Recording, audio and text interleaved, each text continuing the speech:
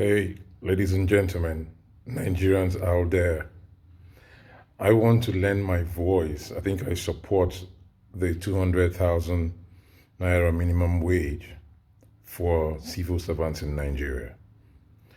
I am a civil society person. I'm not a civil servant, but I support that move. I support the Nigeria Labour Congress and the trade unions for this demand because things are beginning to get so tough by the day in Nigeria.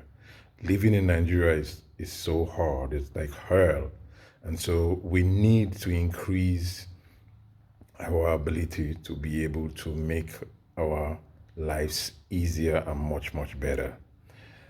Civil service is a productive sector, and federal government is the largest employer of labor, the single largest employer of labor. And so a lot of people are working in the civil service. And that is enough to give them leverage to be able to power the economy because these are people who patronize businesses. Businesses cannot grow no matter how much you push in without the buying power of the people who will patronize these businesses. If the business is not, if the demand is enough to take up the supply, then businesses will grow.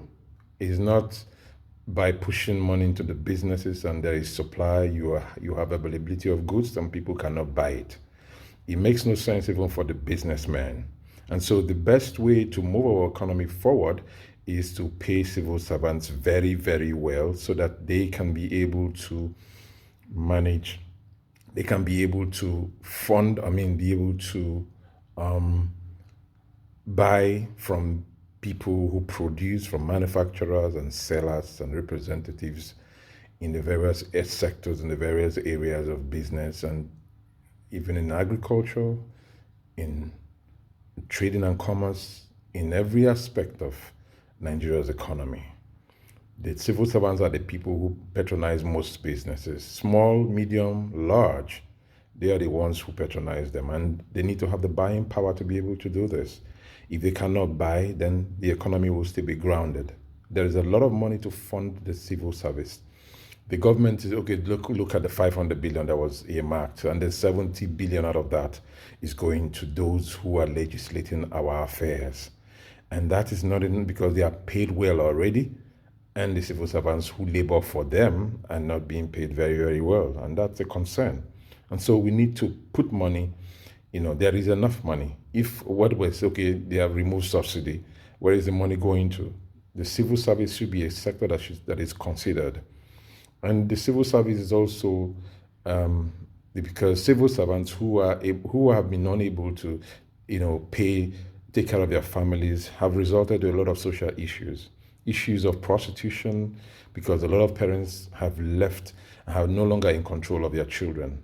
Drug abuse is on the increase because children are no longer being funded by their parents. Most of them go to school funding and taking care of themselves.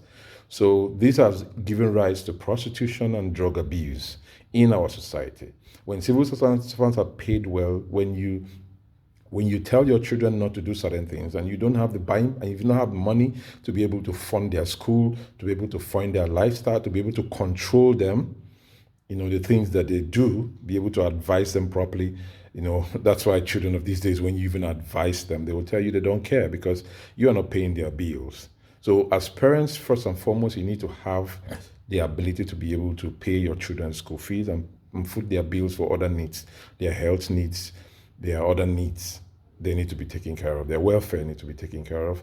And so most parents have lost that grip. And that's the reason for, we have a lot of society decayed, in attitude of children of these days and, what we have, in the economy and in the social sector.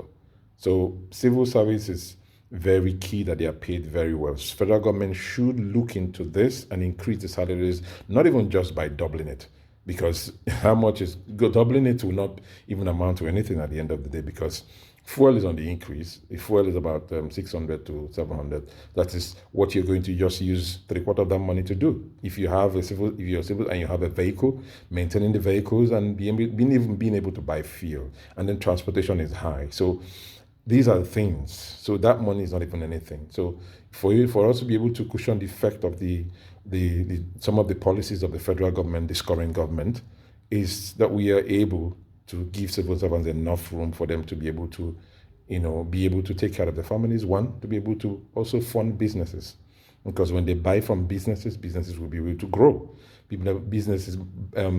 Businessmen will be able to have more money to begin to power the economy.